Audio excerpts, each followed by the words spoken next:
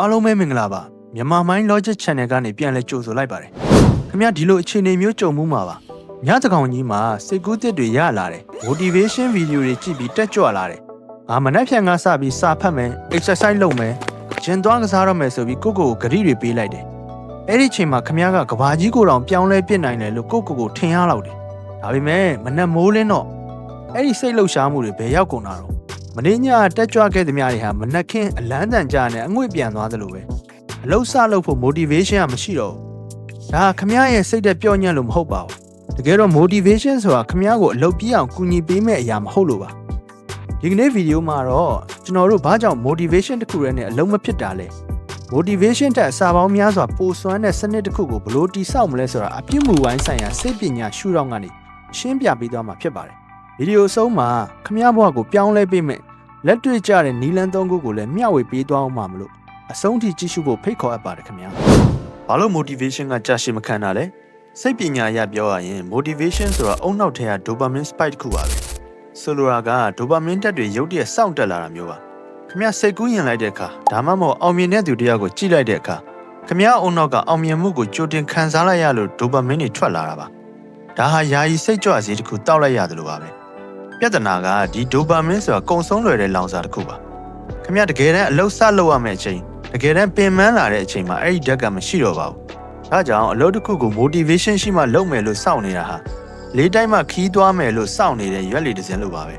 လေးမတိုက်တဲ့နေမှာခင်ဗျားဟာဘဲမှရောက်မှာမဟုတ်ပါဘူးပန်းတိုင်တက်စနစ်ကပို့အရေးကြီးပါတယ်လူအများစုမှားတတ်တာကပန်းတိုင်ဂိုးကိုပဲအားစိုက်ကြတာပါဥပမာငါဝိတ်ကြရမယ်ဒါကပန်းတိုင်ပါဒါပေမဲ့စိတ်ပြန်ရှင် James Clear ပြောသလိုပဲကျွန်တော်တို့ကပန်းတိုင်တွေရဲ့အဆင့်ကိုတက်လှမ်းနိုင်တာမဟုတ်ပဲကျွန်တော်တို့တိစောက်ထားတဲ့ system စနစ်ထဲမှာပဲရှိနေတာဖြစ်ပါတယ်စနစ်ဆိုတာဘာလဲစနစ်ဆိုတာတင်နေ့စဉ်ဘာလုပ်မယ်ဆိုတဲ့လုပ်ငန်းစဉ် process ပါ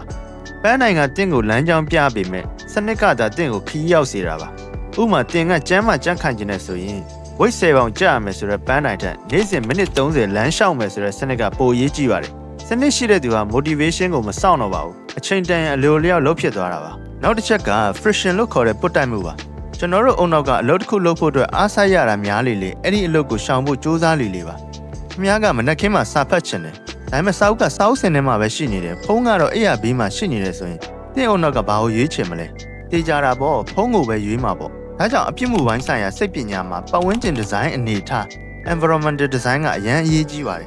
တင်လုပ်ချင်တဲ့အလုပ်ကိုစလုပ်ဖို့အလွယ်ကူဆုံးဖြစ်အောင်ပြင်ဆင်ပါမနှက်ဖြန်အပြေးသွားခြင်းနဲ့ဆိုရင်ဒီညကလေးကအပြေးဖက်ကိုအင်ရှေ့မှာချထားပါစာရေးခြင်း laptop ကိုစာမျက်နှာအစင်သင့်ဖွင့်ထားပါ motivation ကိုပဲမကိုးစားပါနဲ့တင့်ပတ်ဝန်းကျင်ကိုကိုးစားပါကဲအခုတော့အခြေခံကိုနားလည်ပြီဆိုတော့လက်တွေ့သုံးနိုင်တဲ့နီလန်းသုံးခုကိုပြောပြပါမယ်ပထမဆုံးနီလန်းက the 2 minute rule လို့ခေါ်ပါတယ်အလုပ်တစ်ခုကိုစလုပ်ဖို့ပြင်းနေရင်အဲ့ဒီအလုပ်ကို2မိနစ်စာပဲလုပ်မယ်လို့ဆုံးဖြတ်လိုက်ပါဥပမာဗီဒီယိုတစ်ခုလုံးအတက်မလုပ်နိုင်သေးရင်2မိနစ်စာပဲစလုပ်မယ်စလုပ်ဖို့လွယ်သွားရင်ဆက်လုပ်ဖို့က motivation မလိုတော့ပါဘူးဒုတိယနီလန်းက identity shifting လို့ခေါ်ပါတယ်ငါကလေ့ကျင့်ခန်းလုပ်ဖို့စူးစမ်းနေတယ်လို့မပြောပါနဲ့ငါကကျမ်းမာရေးလိုက်စားသူတယောက်လို့ပြောပါငါက YouTube စလုပ်နေသူအစားငါက content creator တယောက်လို့ကိုယ့်ကိုယ်သတ်မှတ်ပါ identity ပြောင်းရင်အပြုတ်မှုကအလိုလိုပါလာပါတယ်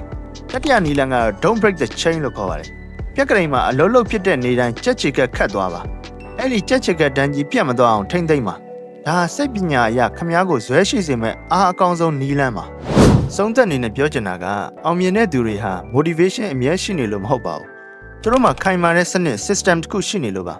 motivation ဆိုတာမီးကျဆန်လိုပါပဲမီးစားတောက်ဖို့အတွက်ပဲသုံးပါမီးတောက်ကြီးငြိမ်းမသွားအောင်ကတော့စီကန်းနဲ့အလေးအကျင့်ဆိုတဲ့ချင်းတွေကိုထပ်ထပ်ပေးဖို့လိုပါတယ်တင်ရောအခုလက်ရှိဘလို့စနစ်မျိုးတိစောက်ဖို့စူးစမ်းနေပါသလဲဒါမှမဟုတ်ဘယ်အရာကတင့်ကိုအလုံးမလုံးဖြစ်အောင်တားဆီးနေရလဲကွန်မန့်မှာဝင်ရောက်ဆွေးနွေးပေးခဲ့ပါအောင်ဒီဗီဒီယိုကြည့်ပြီးတော့ခင်ဗျအလုံးလုံးဖို့စနစ်တစ်ခုရသွားပါပြီဒါပေမဲ့ခင်ဗျအုံနောက်ကဘာလို့ပျော်ရွှင်မှုအတူတွေကိုပဲလိုက်ရှာနေရလဲအဲ့ဒီအကြောင်းကိုတော့ဒီဘက်ကညဉ့်ညမ်းဗီဒီယိုအန်ရယ်ဆိုတဲ့ဗီဒီယိုမှာဆက်လက်ကြည့်ရှုလိုက်ပါခင်ဗျဒီလိုစိတ်ပညာဘုသူတတွေနဲ့ဘဝကိုမြင့်တင်ခြင်းနဲ့ဆိုလို့ရှိရင်ကျွန်တော်တို့ရဲ့မြန်မာ Mind Logic Channel ကို Subscribe လုပ်ထားဖို့မမေ့ပါနဲ့ရှေ့ဆက်ပြီးတော့လည်းလူအပြုတ်မှုတွေအကြောင်းကိုစိတ်ဝင်စားစရာဗီဒီယို essay တွေနဲ့တင်ဆက်ပေးသွားအောင်ပါအဆုံးထိကြည့်ရှုပေးတဲ့အတွက်ကျေးဇူးအများကြီးတင်ပါတယ်ခင်ဗျာနောက်ဗီဒီယိုမှာပြန်လည်ဆုံတွေ့ကြပါမယ်